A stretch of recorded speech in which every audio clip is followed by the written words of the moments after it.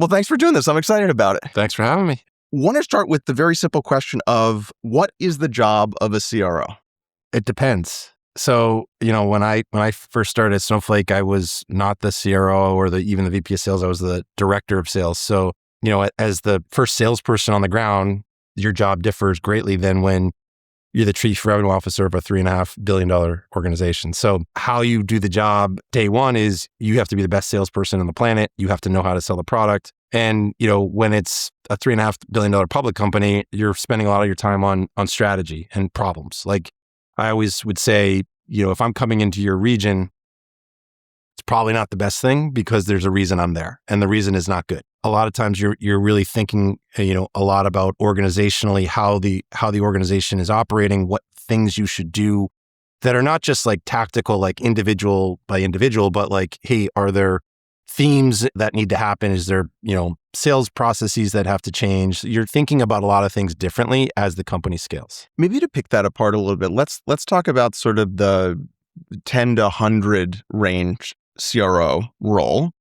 And maybe the 100 to 500, 700, a billion, something like that. What is the difference between good and excellence, maybe in kind of those, and maybe you'd break it apart in different categories, but like if we sort of chunk it down, what is excellence, do you think? As a sales leader in general, like these are the things that I learned. I learned really my selling career at EMC, which is now part of Dell. I was part of the commercial sales organization, which is a very transactional mid-market sale. And what I learned there is true for any startup. Is that you have to recruit great people, you have to develop those people, and then ultimately drive revenue as your third thing. If you recruit those great people and they know how to sell the product, then they'll drive revenue. And so you think about things in that order, that becomes incredibly important. And then as you look at your leadership team, it's incredibly important that they know how to sell the product. So I'm very much a lead from the front sales leader. I need to know how to sell the product better than anyone else. And that was kind of my thing. I needed to be a really good salesperson and understand the technology and then be able to articulate that back to, the founders, the CEO, whomever, about some of the challenges that we're seeing in the market. So ultimately, as the head of sales from 10 to, $100 million it's about the people.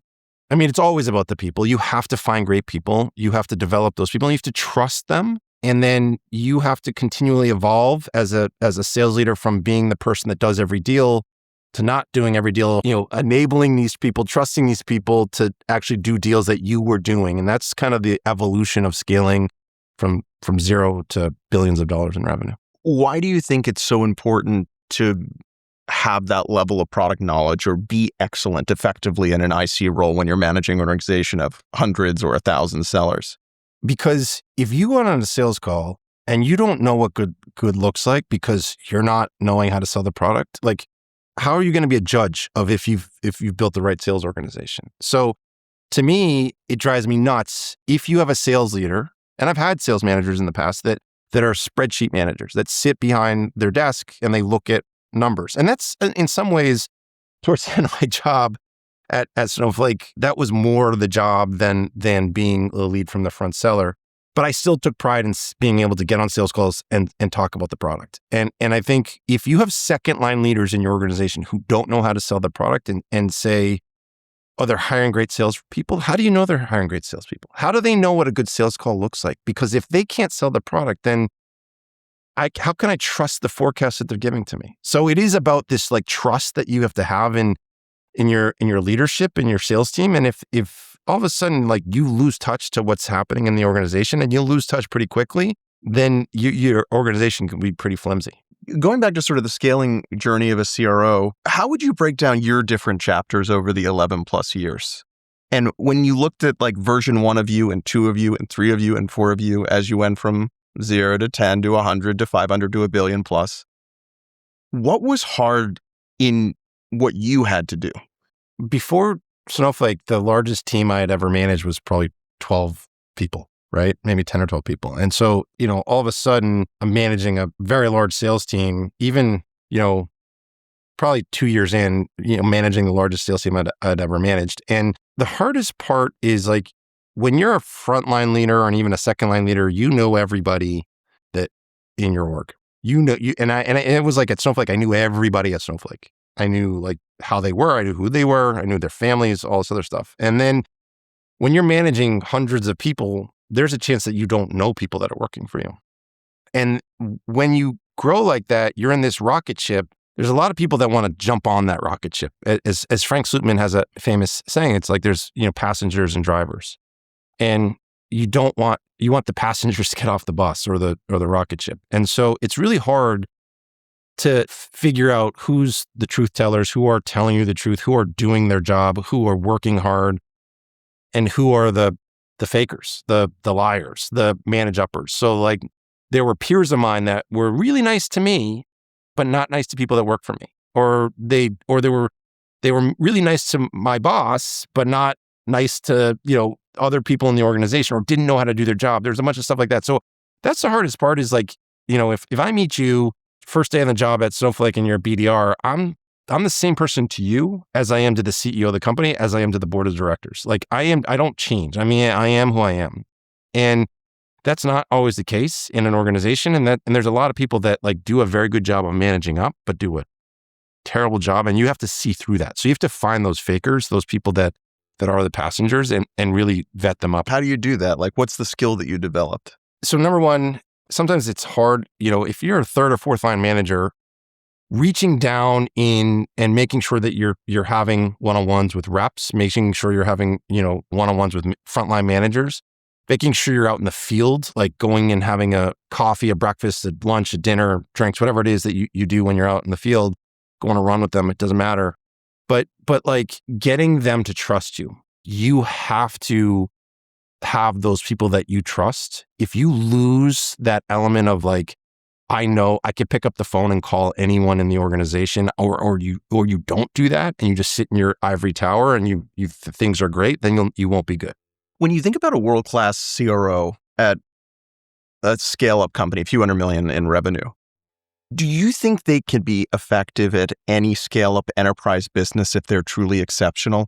Or there is a real fit element where the CRO has to be matched correctly with, it could be the go-to-market motion, the values of the CEO, or is it interchangeable? You plot you into X company, it looks like these type of ACVs, and you should be equally as successful. I just had this conversation the other day with one of the founders that I'm helping, and he was talking about industry expertise versus, just sales experience. And I'm going to pick the athlete, over the industry expertise every single time. And so for me, I asked that question. So I was fortunate enough to have John McMahon on our board. When John left the board, I asked him the question, because I managed to effectively stay on my job with 4 different cast of CEOs. Yeah, 4 different CEOs. For each time, there were moments in time that like it wasn't going to work, right? For each one. And the thing I asked John is like, John, what feedback do you have for me? Why was I able to keep my job? And what he said stuck with me. And I think it's important for everyone to kind of realize this. And it's a combination of that and what Slootman says is, Slootman said to me is like, hey, people in Silicon Valley think because they've made a lot of money that they're exceptional. And that's not true. There's so much luck that's involved in what we do. Like, yeah, you could go work your butt off, selling whatever, siding or whatever it is that you're trying to sell, or you could get lucky and sell for a company like Snowflake, right? And so you kind of have to put yourself in that perspective. And then you have to be super open to feedback. And so if you have someone that works for you, if you have, a board member, if you have your manager, a peer, if they're giving you feedback, you should not just brush that feedback off. You should listen to it and you should take it. And if you take action. So John McMahon said to me is, hey, Chris, you would listen to feedback and then you would take action on that feedback, no matter at what scale, Snowflake was at. And that's really kind of how I think ultimately, I kept my job. I was really good at selling the product. Okay. Slootman saw that, but there were things that I had never done. Right. And there was things that he thought I was making a mistake about. And so he's like, you need to do these things. And he said it would be really tough. He'd be like, either you do these things or I do them. But if I do them, why are you here? Right. And like, you're like, okay, noted. Registered. Yeah. I got it, Frank. So I think that's the thing is you have to, I was super fortunate to have like world-class people like Bob Muglia, like Mike Spicer, like John McMahon, Carl Eschenbaugh, And the list keeps going of just these world-class operators, world-class leaders that I got to work with. What are some of the things that when Frank came in, he explained these gaps need to be closed and he was correct? And were there things that he pointed you at that were incorrect? Frank said to me, Chris, you're a deal jockey. And that got us to where we are today. But it's not going to get us to where we need to be. He meant that more in your superstar IC capacity or something else? So I was involved in every deal. Like when Frank came in, we were trending towards, 500 million.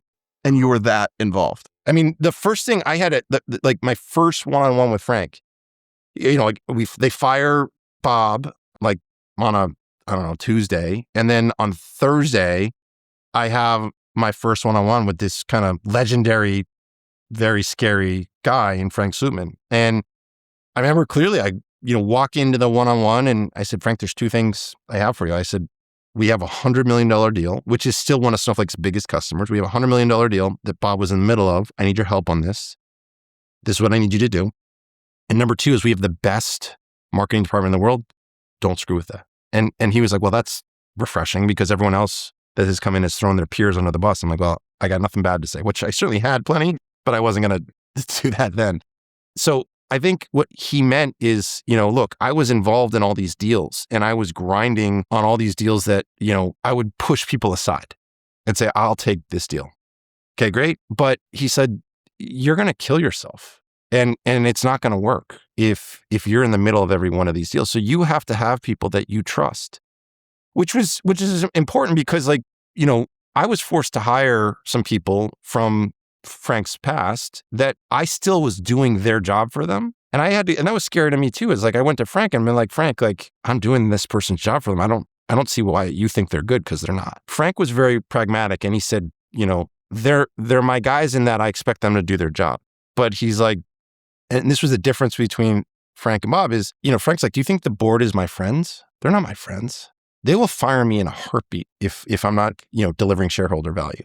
So the same thing holds for your organization. There are people that I like, but if they're not doing their job, then you hold the right. You're the person that's responsible for running this organization. You have to make that decision. And so he would hold me accountable to doing that. And so he let me fire people that he forced me to hire, which was that's big on him, right? And so I think that was that. I think that the thing I mentioned earlier about optimization, we should have done some of the changes he recommended in terms of I segmented the organization. I brought in a majors organization, which was covering the top 250 accounts.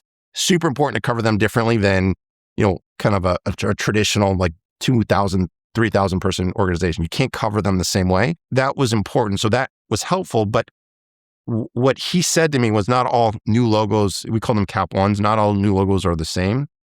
Turns out he was wrong. So we took our eye off the ball on the new logo. So I'd say that he was right in that it made us a ton of money because we went out to this day, the largest IPO. I'm sure someone will break it this year because there's companies that have much more revenue than we did, but we're the largest software IPO ever and enterprise software IPO ever. And there were a bunch of things that we did right at the time. We optimized, we were generating free cash flow. That matters. Now it seems like back to growth at all costs. We were playing in such a huge market. There was Snowflake still growing at an astronomical rate. And so the market is so huge that we should have kept the foot on the floor and kept hiring and kept going harder. And those are things that, I think back to that we could have done differently. When you think about the scaling of the sales org, explain a little bit more about as you got bigger and bigger and evolved your thinking over time, how that expressed itself in the way that you designed the org and broke the org up sort of across the journey.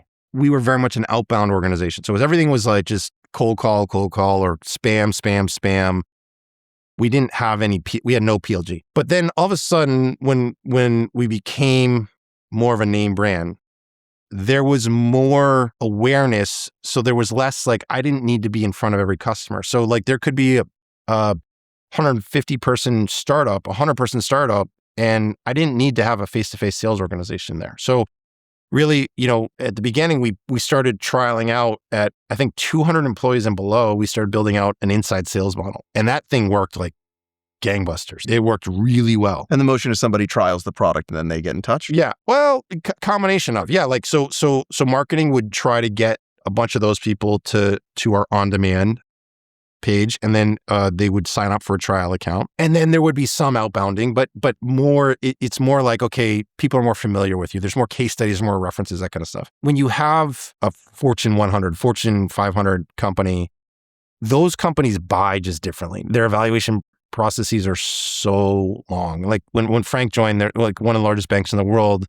He joined, and one of the first meetings I went with him on, I went out to New York, went to this meeting. I'm like, we're never going to get these guys as a customer, because they had been kicking the tires for 2 years, and they kept telling us we were going to buy. Turns out that they did. Turns out they're a huge Snowflake customer, but it just took forever. And you have to treat those salespeople. They need more resources, but the upside potential, these are like 20, 30, $50 million a year accounts eventually. And you have to treat them differently. And that was where Frank recognized I was not doing that. And then you start to, like, the US is such a huge market. And then you start to kind of run the same plays in the international markets as well. What are your thoughts on process and systems as you sort of scale over time? And do you sort of have a way to think about too much process, too little process, sort of those types of things? I'm a firm believer of MEDDIC or MEDDPIC as a sales methodology. So MEDDIC is just a sales process, and it's metric, economic buyer, decision process, decision criteria, identify pain, and then it's champion and competition. That's how, if you think about your deal, every deal that way. And so if you have a rep, a manager, a second line manager, third line manager who thinks about MEDDPIC and qualification that way, and like, if you say like, hey, no champion, no deal. If you say like, why do they have to do something now? And they say, because they said they want to, well, that's not a real reason. Like, either they're just lying to you, or like they have no compelling reason to do a deal. So that's your compass for a forecast. And so when I look for hiring sales leaders, I want someone who's had a MEDDIC background or been in a MEDDIC organization. But in products that are really hard to sell, so prior to Snowflake, I was at a really crappy security software company, and it was a bad product. And so we had to like be maniacal about how to sell it. I feel like that's where you really test your mettle as a seller. That was hard. If you can sell a piece of junk, yeah, you know what you're doing. Look, the reps that we had there were incredible reps. They're unique individuals, incredible. But that was really hard. And so I took a lot of what I learned and brought that to Snowflake. But at some point, when you just, all of a sudden things go like, you're just like limping along, all of a sudden it just goes like a hockey stick up and to the right. You have to like be flexible. There are going to be things that you're going to say, okay, okay. And you're not going to, it's hard to be that maniacal about everything. But eventually the hockey stick flattens out and truth comes, and you have to then, and so that's where you make, in that hockey stick era, you make a lot of bad hires, you make a lot of mistakes. And so you have to like center that on having that. So look, I think sales methodologies matter. And I always tell this to founders is, I can teach someone MEDDIC. This spring, I'm ironically teaching MEDDIC at Stanford Business School, which I have no business stepping on that campus, but let alone teaching a class. But I am teaching a class on MEDDIC there. And I always tell founders, I'm a firm believer of hiring someone that's been raised in a MEDDIC sales organization, because at least they have that like baseline, like what it is, like how to think about things. If you don't hire them that, then someone's going to have to teach them that, or no one's going to teach them that, because you don't know it. Explain why you think it's so important and so foundational. Kind of like what I said, like there's this, at some point, if you're at this incredible company, there's this rocket ship time, and like you could get to $100 million. And especially in this world of AI, like there are companies that are getting to $100 million or $200 million, and they don't have to sell value. But at some point, there is a day of reckoning. I moved to California in the late 90s, and it was the dot-com boom. People were like, yeah, it's never going to go away. The dot-coms are, and people are just throwing money at these stupid companies. And eventually the reckoning came. AI, same thing. There's going to be a reckoning. There's a bunch of stupid companies out there, or people that aren't operating in the right way. If you really dig your feet in and you actually build a really good go-to-market team, grounded in this sales methodology, then you know what? You will have made some bad hires. You will have made mistakes, but you'll have made less of them. And then you will have a more like fundamental focus on the right things that matter around the forecast, around, are you taking feedback from customers? All those things that matter. So that's the difference, by the way, on a lot of PLG companies. Like PLG companies, like, I don't need a great sales team. And then eventually you do, right? Eventually you do. And so that's the thing is like, you may not need it today, but you'll need it eventually. And I think that's the thing that I think I look at a lot of the large language model companies now. They're in that same boat. It's like, They all have enterprise teams. yeah, and who knows if they're good? There are a bunch of people that went at Salesforce. Like, hey, no disrespect, but you're selling water to, Salesforce is water to the sales team. It's not selling. You don't know how to sell. You know how to do a deal. It's order taking. And so that's what the LLMs are doing right now. They're order taking. At some point, if you build a world-class organization at one of those companies, they'll win in the long run. What are your thoughts on metrics? What are like maybe outside of like the most obvious ARR, net retention, what are the metrics that you obsess over? You were talking about earlier, you got to a certain scale where you actually did spend a lot of time in spreadsheets. What are you looking for? What are you using to govern the business? Working for an engineer was quite interesting. And when my last legs at Snowflake was, Sridhar could build dashboards like literally in front of me, and I had no business building dashboards. And so he'd be like, "Do you know that this is happening in here?" And I'm like, "No, I did not know that." So he would like surprise me with a piece of data constantly. But I think the thing that really you look at is, okay, and we got really good at this is finance would give it to me, but it'd be better if I like had it like on my fingertips like this. Is like, number one is the leading indicators. Okay, the leading indicators, how many sales calls is your sales team going on? Are they going on 2? Are they going on 5? How many net new business meetings are they going on? That's okay. That's number one. Number two is how much of those meetings are then turning into actual qualified pipeline? Are they converting those meetings into pipeline? Okay, look at that. You measure that. You look at the pipeline that's going there. And then how much of that pipeline is new logo pipeline? And how much of that new logo pipeline are you closing? How long does it take you to close those? Those are the things that like I took my eye off the ball. And those are the things that matter. Because like if you keep your eye on the ball on that like new pipeline generation stuff, then that's the thing that keeps the company going and going and going. Because at some point, a customer who's growing really fast will flatline. Right. And your point is that if you're just looking at top level numbers, it masks all of the leading. And it did for me. I mean, I'm like high-fiving. Yeah, like, hey, great job. But in reality, like there was some bad news coming. There was some bad news. Like, hey, we were going to miss our new logo goals. Who cares? We're hitting our revenue goals. Well, it turns out it did matter. And it slowed our growth. And then we put our foot on that gas and again, or that pedal again, and then we re-accelerate. And that re-accelerates net retention rate. That re-accelerates growth. Like those things really, really, really, really, really matter. If I were to watch you when the business was, part of the way through your tenure is doing 500 million or 600 or 700 million, what goes on in a week for you? Like, how did you spend your time? Since the beginning of time at Snowflake, I would have a Monday morning forecast at 9 a.m. and I would expect every one of my direct reports to be on there. And they would give me a commit, meaning like, it's basically worst case, don't miss this. A most likely and a stretch number. It's for the quarter. I'd pull up Salesforce and I'd go through and I'd pick like 3 or 4 of their top biggest deals. And I'd ask them questions about those deals. And they may not know the answer, but they have to get back to me within the day of like what's happening in that deal. Then from there, I would go to the CEO's staff meeting and you would report like, here's what's happening in the forecast. Here's what the competition's saying. And like you talk to the founders, you talk to the CEO, you talk to the CFO, like whatever it is, you bring up, issues in there. And you'd have everything from like, depending on if I'm going out in the field or not, customer calls. I do one-on-ones that week with my entire direct reports. So 30-minute one-on-ones. I'd have a staff meeting, which was non-revenue generating staff meeting. So it's like, what are the top issues that are happening? Like what you hear from your SE leader, you hear from your alliance leader, you hear from professional services leader, whatever it is that you bring up. It's problem solving. That's like real issues. There would be skip level meetings with different people in the organization. I'd try to have I'd prioritize customer meetings as often as possible. So whenever there was a customer issue, a lot of times, especially later stage, I was dealing everything was an issue. Like everything that made it to me was an issue. So I was dealing with nothing but problems. But that was it. It was basically Monday through Friday in the office, doing one-on-ones, doing forecasting, having strategy meetings like about, your strategy ops leader becomes really important. People call it RevOps, but strategy ops is incredibly important because they're the people that are supposed to be looking around the corner for you. And like, I'm not as operationally good. I'm more like lead from the front, sell, kind of read the room type person. I need someone who's more like intellectual, thinking about like, here are data points that are problematic. And so I would have a monthly analytics meeting, and I would say, bring me some piece of data, whether it was pipeline reviews, and I'd bring the marketing team.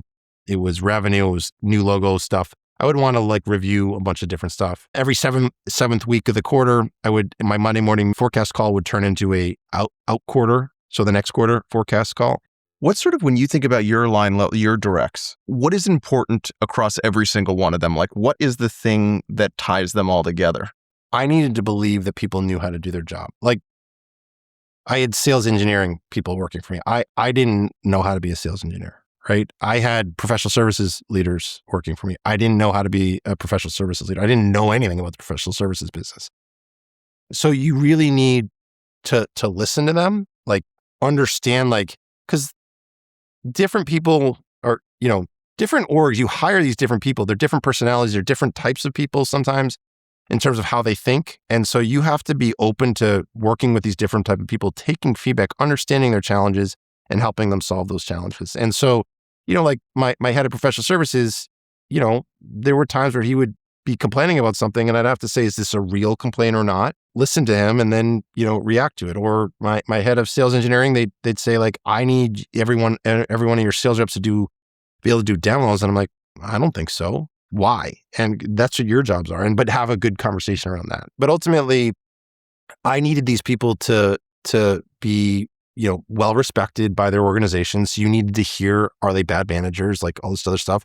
You needed to provide them feedback. Like, I'm hearing this about your org, and them kind of same thing that I learned from Slootman. It was like, take that feedback and act on that feedback. And that's what you're looking for in all your leaders. Any other thoughts of how you know if someone's excellent in something like sales engineering that you are not excellent in versus, I assume your SVP of sales, you could do that job, you've done that job, you know what excellence is. Anything else on like managing effectively when you haven't come up in that sub-function? The number one thing is, are they recruiting and developing their people? Like those are it goes back to that. Like, are they recruiting great people? Are they developing those people? Are you retaining people? Are you losing good people? Like, these are all things that, like, if all of a sudden you have a rash of people, good people leaving the organization, and they're good, like on the sales engineering side, they're good. If you pick up the phone and you call 3 of the sales reps that work with that SC and they like, oh man, that was a loss. Okay. Then you dig in, you find out. So that's where you start to figure out, let me have a conversation with this person. Like, why are you leaving?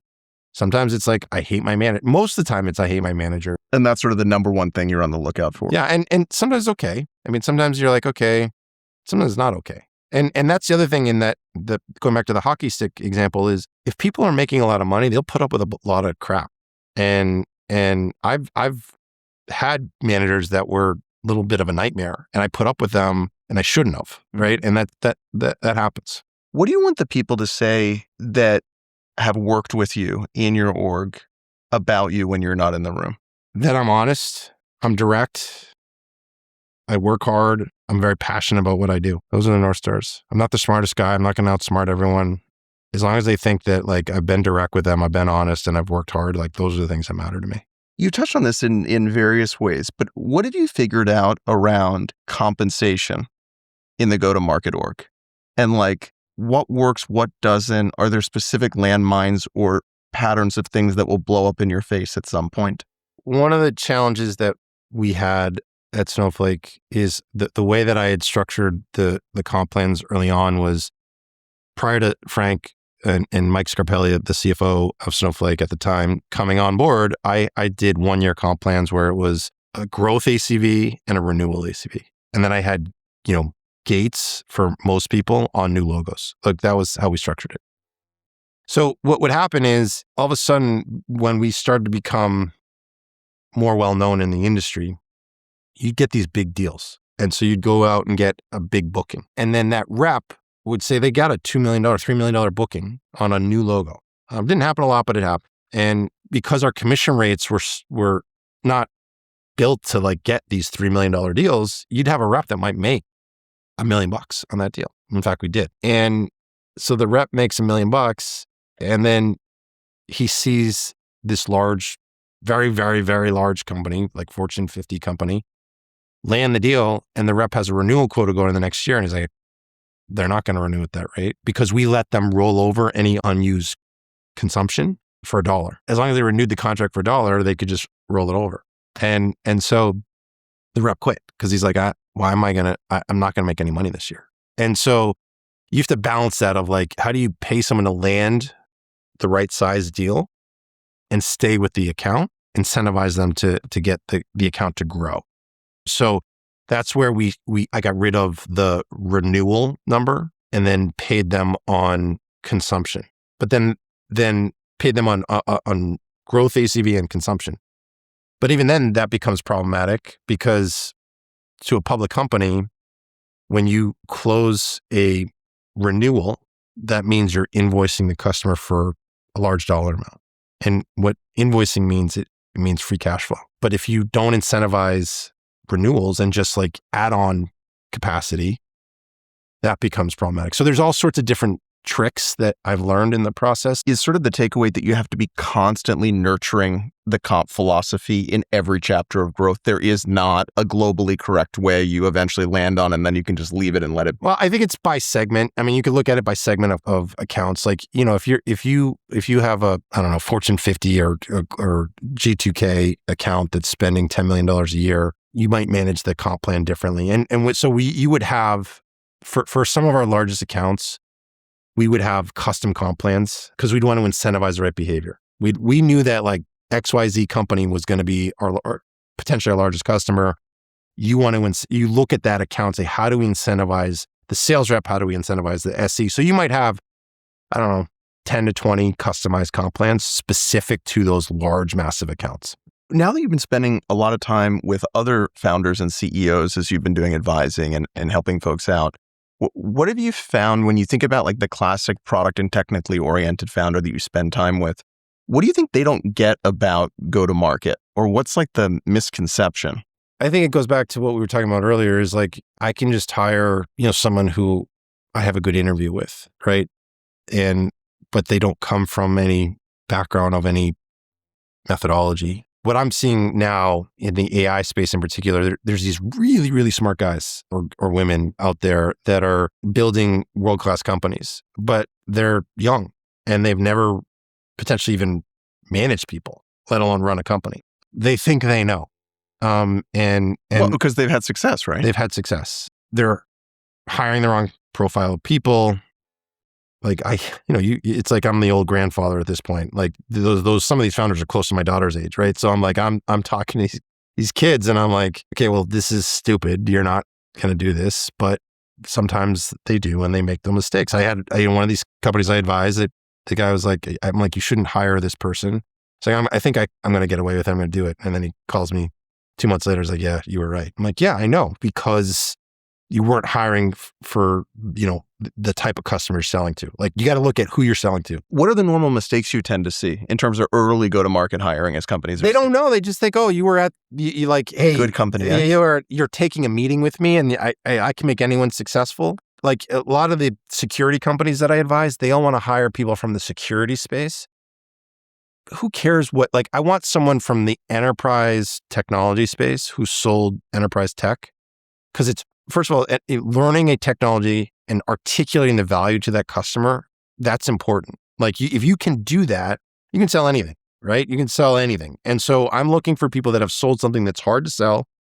They've successfully done it. They have a proven track record of doing that, and show me that you've done that. So I'm looking for that. And I'm looking for people that have been brought up in those types of organizations that have track records of developing their people. So that's what you're really looking for, is those types of people. Why do you think that's not intuitive to most of these founders? Because most of them are engineers. Like another company I'm with, they have zero understanding. Like, they don't know what marketing does. Zero understanding. Like, wait, why am I spending $200,000 for this on marketing? Like, I'm an engineer. I build a product. I give it to you, salesperson, go sell it. Okay. But branding matters. Like, you have to be out there. Like, people have to know who you are, depending on the company you're at. AI is growing so fast, you don't want to miss it. And so you have to spend money to get out there. And so there's different things. They're naive. And the question is, are they naive and arrogant? Or are they naive and willing to take feedback? Those are the things that you're really looking for. Why do you think something you talked about earlier in the conversation and you've shared before is kind of this learning, curious orientation that you have, feedback orientation. Everybody gives feedback all the time. Most people you check in, they do nothing with it in a month or 2 months. Nothing. What about you? What's going on with you that you were oriented, particularly as you had more and more success? Somebody else came in and you would actually listen and actually go to work on it. First of all, it's a survival instinct, I think. I think it's probably, trauma from my childhood. But I think you have to figure out, how am I going to get myself out of the situation? Like in terms of like, okay, how am I going to solve the situation? Kind of one of the more interesting sales experiences in my career. I was in Japan and I was at one of the car companies and they had tried Snowflake. We didn't have any employees over there. We were just hiring the beginnings of the sales team. And you're like in a suit and a whole thing? So yeah, suit, whatever. And we had this, and in Japan, 90% of the people don't speak English. We walk in and like the user of the product was there and he's nice enough guy, and the Japanese are very polite people. But the procurement woman came in, and she just was frowning, like you just abundantly clear. Sounds like a procurement person. Yeah, but it was like she was angry, and there was some stuff that we screwed up on, and like total like out of nowhere, I just get up, I walk around the table, I walk over to her, I bow to her, and I say to her, "I'm so sorry. I didn't mean for this to happen. I understand you're upset. I will fix this." Yes, I have a translator, but she sees me like physically doing this. I walk back around and her whole demeanor changed. The sales engineering leader was with me at the time. And he said, I don't know anyone that can do that. And I think that's the thing is like, it's like you're reading the room. Like you have to pay attention to people. Sometimes reading the room is not great. When you are in the room and you realize that people don't like you and there's nothing you can do about it, it's not great, right? It's like a skill that I do have. Maybe it's an insecurity as well. But I think those are the things that, are super helpful, that they're survivor skills that I think get you through things. What about the role of hunger and just wanting it really bad? Desperation. How important is that, do you think, for scale-up CROs? It's incredibly important. I was just talking to a guy that I've tried to recruit in the past, and he's at a company that's done really well. The company's getting bought, and he's made a bunch of money. I had talked to the founder of the company, and he's like, "I like this guy." And I'm like, "I like this guy too. I know him." But the conversation I was having is like, "You've made a lot of money, and it's a lot of money." And I'm like, "You made a lot of money. Are you hungry to go do that again?" And we had that conversation. Like, how old are your kids? Are you going to coach T-ball? Like, does your wife like you around, 7 days a week? Do you like being around 7 days? Like, these are the things that you have to kind of figure out, because the conversation I have with any head of sales, like the thing that's hard about the head of sales job is there's stress of hitting the number, all other stuff. The hardest part is the travel. If you're doing your job right, you're out of your house, you're not sleeping in your bed 8 to 10 nights every month. 8 to 10 nights every month. You're not sleeping in your bed. You're on the road somewhere. You're out. You're eating, you're drinking, you're having breakfast with people, but that if you're doing your job right, that's your job. And so the question that I always am looking for is like, are you willing to do that? Are you willing to get on the road? Are you willing to get on that plane and sit like when Snowflake was, a private company and not, who knows if we're going to be successful. I wasn't sitting in the first class. I was sitting in, row middle seat 30. And so you have to be able to put that grind on and do that. And that's the hard part of being a successful sales leader. Is that why you aren't in the role now? I will lose my United Global Services status this year, and it's a spike the football moment for me. Look, my daughters are now in college. They've lost a lot of time with their dad. It's afforded us a lot of great things as a family. But, my wife and my kids paid the price for sure. Some of these LLM companies have come at me. They're incredible businesses. And it's like, you sit there for a second, you're like, man, this would be really fun. But then you remind yourself, that's what I said to one of the companies, as I said, I'd probably kill myself doing it. I'd probably die. And because it's like, as soon as I stopped traveling and having the stress, I lost like 20 pounds. Not because I was like this, like eating all of a sudden way better, drinking less and all this other stuff. It was, the stress. The stress and the travel was a lot. Why do you think that's required for excellence? You're the front line. You're in front of these customers. You have to be uber, like if you are selling a product that is worth anything, there's some competition that's trying to eat your lunch. You have to be hyper paranoid about that competitor. Like the worst thing is like if you do a forecast review with a sales team and like, who's the competition? No one. Bullshit. You're a bad salesperson. There's always competition. Like, and so that's the way that I operated is like, I was always operating of a state of like, who's eating my lunch? And like, I like, there's a company that I'm advising now that we just hired a head of sales there. And he's like, I'm just so worried about the deals we're not in because this is a huge industry and a huge market. And I'm like, great, that's a great way to feel. Now go get in front of as many customers as you can and be super paranoid about it. So yeah. Let me know how it goes. Report back. Good luck with that. Yeah, exactly. You talked a little bit about hiring at sort of your exec level or your direct report level. When you think about exceptional IC sales folks, what do you think is required to just be unbelievable in the role? They have to be curious. Like you have to be super curious and asking like the best salespeople you'll meet are going to ask you way more questions than talk. If you get in there and they're just like there's this misperception that everyone thinks that like salespeople are like super social people. A lot of great salespeople are not. They don't like big crowds. They don't like to be around a lot of people. They're really good at getting you to talk. So number one, they ask. So it's like in interviews, my favorite interviews are the people that are asking me questions, not reverse. Like pepper me with questions, and that all. You think you could hire somebody based just on the quality of the questions they ask you? I mean, yes, I'm looking at their LinkedIn background or whatever, but yes, the answer is yes. I mean, I remember like, you know, one of Snowflake's earliest sales reps, you know, I didn't traditionally, he came from Oracle and I didn't traditionally like hiring Oracle people, but this guy got on and just like, boom, asking me this. He's almost like a sales engineer, but he was a sales rep and he was asking me all the right questions. And I'm like, man, I love this guy. And so it's like, I walked out of that being like, I don't need to grill him on all this. And they turned out to be exceptional? Yeah. He's still there. Yeah. So one is sort of curiosity. What else do you care about in an actual rep? Curiosity, you know, being a self-starter. So like, I always say like, a lot of times you're hiring a remote sales team.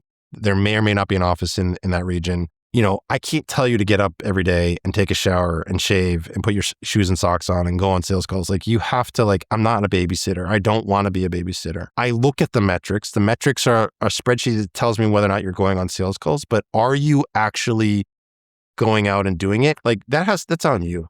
And like, if you're calling me and saying, I need help on this thing, I like you. If I don't hear from you, I'm assuming you're not doing anything. So bring your problems to me, right? Like I'm okay with that. There was a crisis over the holidays with one of the companies I'm involved with. Loved it. It was not a great situation, but I loved being a part of it. I was super excited to be a part of it. And like, those are the types of things that like gives me energy. And I think that's the type of sales rep I want is like, bring me into a tough situation. I'm okay with that. I like that. I like solving those problems. So I look for those types of people that have that willingness to be direct, that are self-starters, willingness to like pick up the phone and call me, and that are intellectually curious. Those are the things that matter. And then you're looking for, like we used to do assessments, and I was looking for people that were really pessimistic, smart, intellectually smart, pessimistic. Like personality assessments? Personality assessment and intellectual assessments. You're looking for someone who's smart and pessimistic. Why do I want pessimistic? Because I don't want someone with happy ears. If you're happy ears and you're nice and everyone's nice and you like everyone, well, guess what? There are going to be a bunch of deals that you're not going to get because people are going to lie to you. Buyers lie to you all the time. Procurement people lie to you all the time. You have to know that. You have to trust your instincts. Do you think selling and closing top talent on your team is similar to selling software or entirely different? For sure. Yeah, I mean, finding great talent and closing them, but you also have to be willing to walk in top talent. It's a little bit of a dating game. Like you have to be able to walk away. You know, when you're a CRO, you're wearing different hats. One hat is you and your org. One of the other hats is a peer to the other execs. What have you found about sort of playing that role and what it means to be an excellent peer? And or what does like a high performing executive team look like versus doesn't look like? I think transparency matters. I wrote a book with Denise Pearson, Make It Snow, and Denise and I worked together for 7+ years, and we had this very direct relationship. And like, it wasn't like we were friends. Like we were friends, but like we didn't get together, you know, outside of work. We didn't go to dinner like ever. We didn't like get coffee ever. Like but we were friends and we would share honest feedback with each other. So I think what I liked about Denise was we were direct with each other. So if there was someone in her org or vice versa in my org that was a bad actor, we would tell each other. If there was something that was really urgent, Denise was not like, let's wait, like I'll deal with that in 6 weeks. She'd pick up the phone and call someone right now and say like, let's deal with this right now. Let's change. Like she would make a change like immediately. And so I think like that's the best way to. And do you think that's both of your default way of behaving and you came together, or you actively work to create that type of working dynamic? I think it's a combination of. I think we had that culture together. Because the normal dynamic is the salesperson blames the marketing person and a marketing person blames the salesperson, right? 100%. And that's by the way, sometimes founders like that. And that's not the right. Why? It's create this competitive culture. And it's like, hey, marketing throws up like the slide that says, here's all the leads that sales didn't follow up on, right? And what, Denise centered on is like, okay, well, revenue is the number one metric for the company. She was, world-class at her job. Her team was world-class at her job.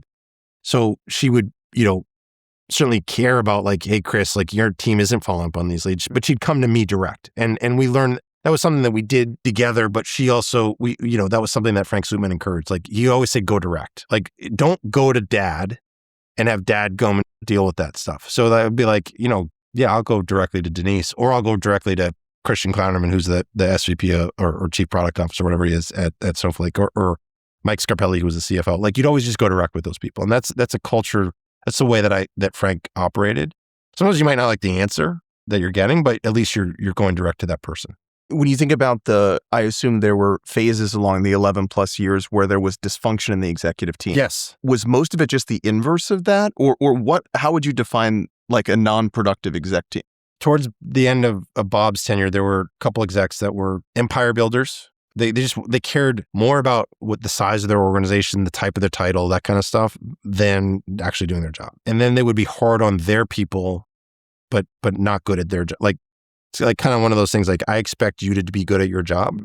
Well, it turns out you might have people that are good at your job, but you're not good at your job. And we had the same thing sometimes with a handful of people under Slootman as well. So look, at the end of the day, there were execs that I worked with that were manage uppers, like very good, like managed really well up to the CEO or even up to you.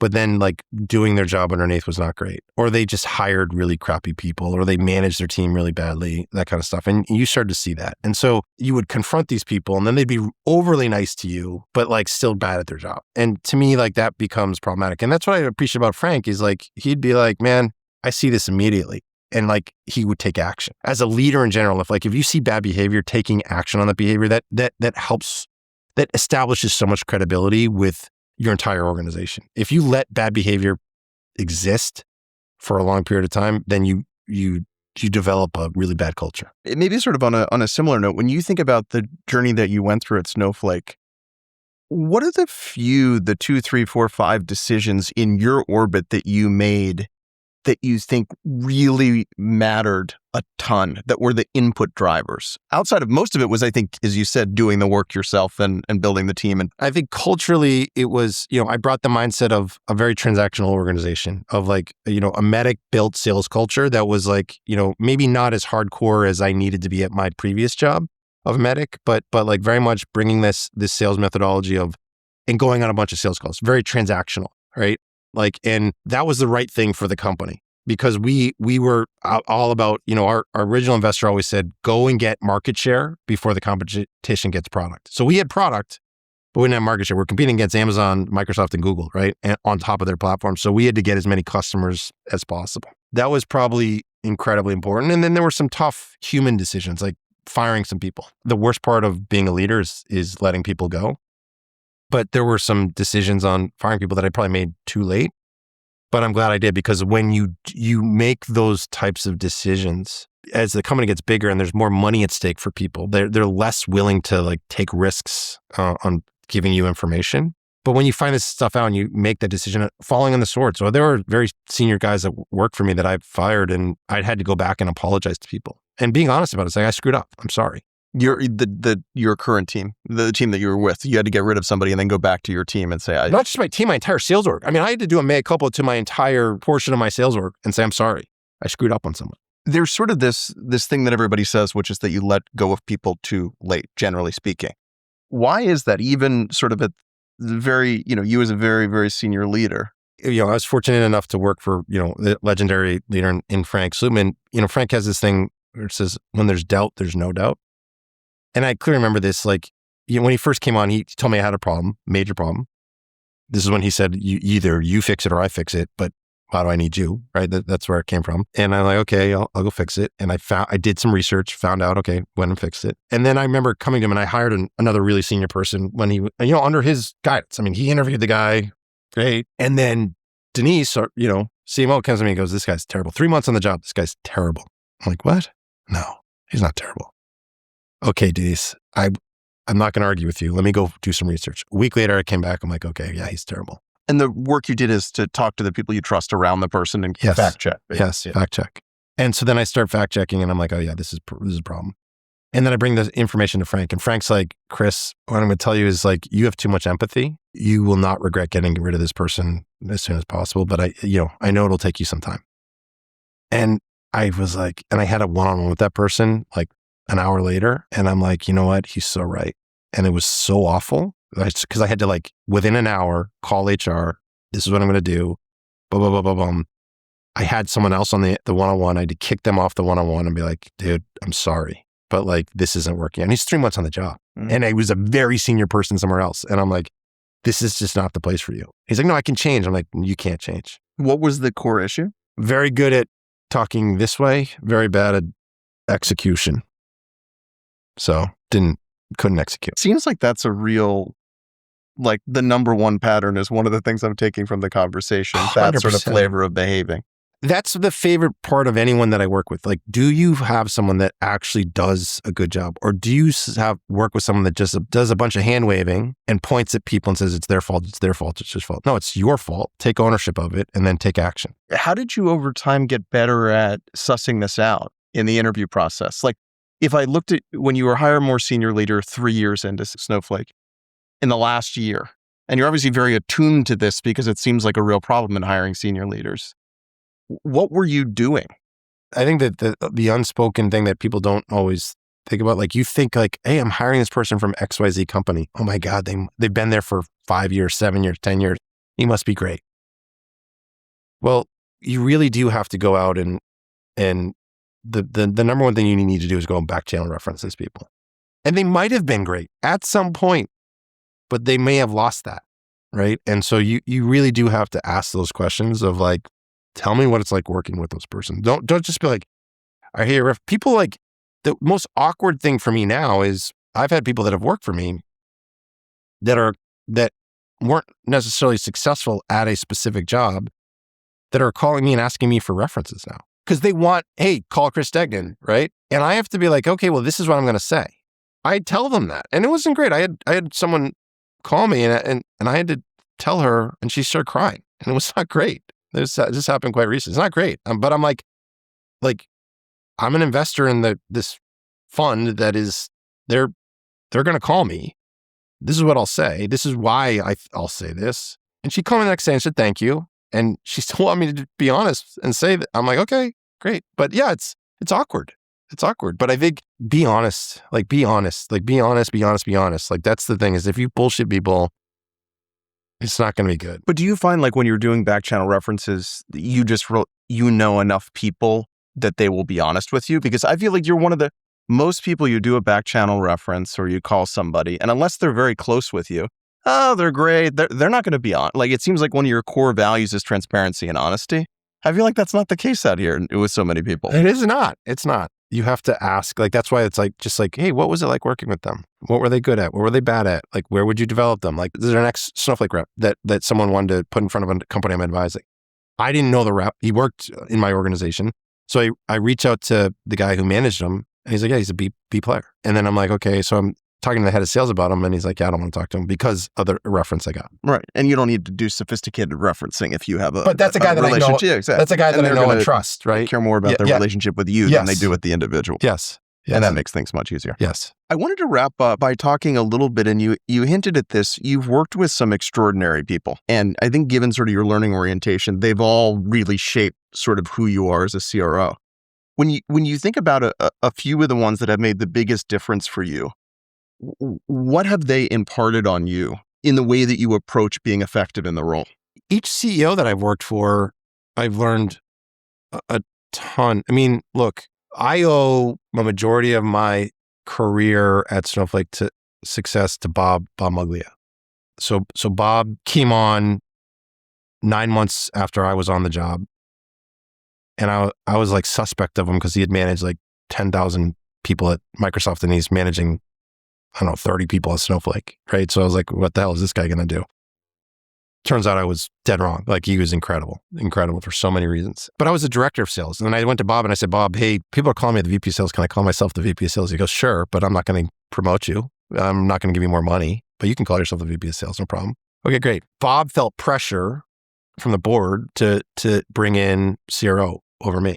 And he was like, well, why? Like, what are we looking for that Chris is not doing? You've asked him to hire great leaders. He's hired those great leaders. You'd asked him to open up Europe. He's opened up Europe. You've asked him to hit the revenue targets. He's hit the revenue targets. Like, I don't know what I'm looking for because he's it. And he took a risk and he promoted me to chief revenue officer. And, you know, look, the thing that Bob had the guts to do is take a risk on me. And I think that's something, a lesson for any leader is like, you want to develop people. And like, there were so many little things that Bob did. Like, I remember I came from EMC where very much was like a sales-driven culture. You could bully your way through things. And I just, this classic example of Bob developing me was... You mean like the internal culture? Yeah. You bully your way to get things done.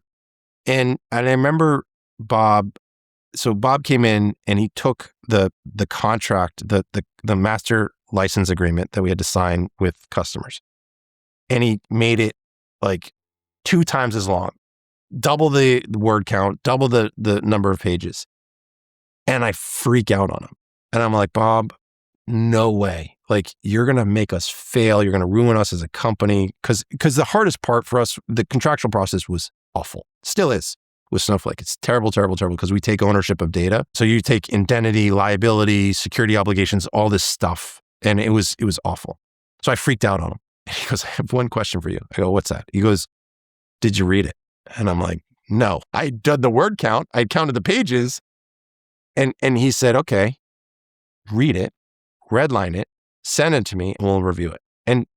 And dude, it was such a great development opportunity for me because instead of like me bullying my way and winning, which I didn't, he said, I want to hear you out, but you have to be thoughtful about how you come back to me. So what was going on with him though? Like the normal reaction is someone like you getting very angry. I would get very angry. Because he's an incredible leader. He was like, he's like, okay, tell me what's wrong with it. I'm humble enough to take feedback. And that dude, that's incredible of a leader. Like Sridhar Ramaswamy is a humble leader. Like you can tell him really awful things and he'll take that feedback and internalize it and then argue right back. So I think those are the things you look for in leaders is like, hey man, like, so to Bob's credit, like I learned a lot from that experience. Did you start to behave more like that? I did, for sure. Like I learned a lot from that experience. A lot, like, by the way, it's not great to just force people to do things like because you say so. Get them to like understand the why. And that's like, Bob would explain, this is why we have to do it this way. This is why we're doing it this way. And now we're like, oh, that makes sense. And like, so bring people with you. You can, I mean, dude, Silicon Valley is full of super arrogant people that are successful. But man, I enjoy working for great people. And that was one of those like great people. And Bob's just world class. Why do you think you and others, so many other talented people have followed Frank when he seems so difficult and hard? And what's going on with him that there's such followership? Because this goes to like, you know, earlier I said like, if you let bad behavior exist, you create this terrible culture. And that's the thing that you appreciate about Frank is like, once you make it through, he's relentless. So he'll never like let you be like that comfortable. But once you make it through, you're like, you're one of those people that can survive in that environment. And you want to be around a bunch of other people that are like you. You don't want to be in a place that's a bunch of passengers, as Frank describes them. You want to be with a bunch of drivers. And that's the culture that he tried to drive. And I totally appreciate that. And like that drives organizationally, that drives this incredible culture. Cool. Good place to end. Yeah. Thank you so much for the conversation. Thank you. It's great. I appreciate it. Yeah, appreciate it.